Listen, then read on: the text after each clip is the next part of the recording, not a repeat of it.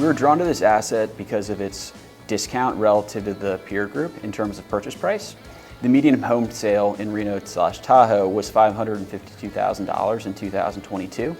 At $382,000 per door entry point, we felt like it was a strong relative discount and offered a ton of upside for our investors during the holding period.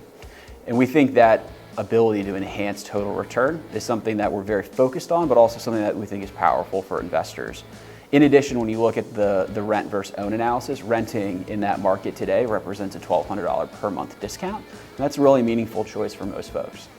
So the homes themselves are just under 1,700 square feet on average, about 1,689 square feet to be exact. It's a mix of 3 and 4 bedroom homes with 2.5 bathrooms and a garage. That's really, really unique and something that we're really excited about. We see a lot of inventory in the BFR space that has a concentration of 1 and 2 bedroom units, and we don't think that's incredibly diversified away from multifamily.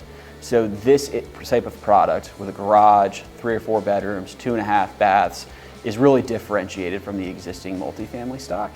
Obviously, the interiors is critically important. You've got stainless steel appliances, plank flooring, all the common amenities inside the units that you could want. We believe Build for Rent is uniquely positioned to capitalize on the headwinds facing the economy today. It's increasingly challenging for folks to save up for a mortgage or to afford a mortgage in today's high interest rate environment.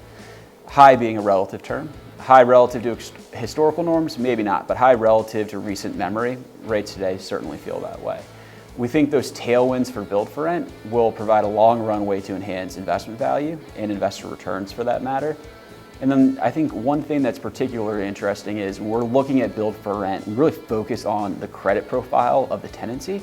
And in this instance, the average household income at the property is $112,000 a year, and that represents a 28.9% income to rent ratio. So we feel there's clear room to push rents. We're below kind of our standardized level, and we have a strong credit tenant profile. And so we think those few factors make for a powerful investment profile.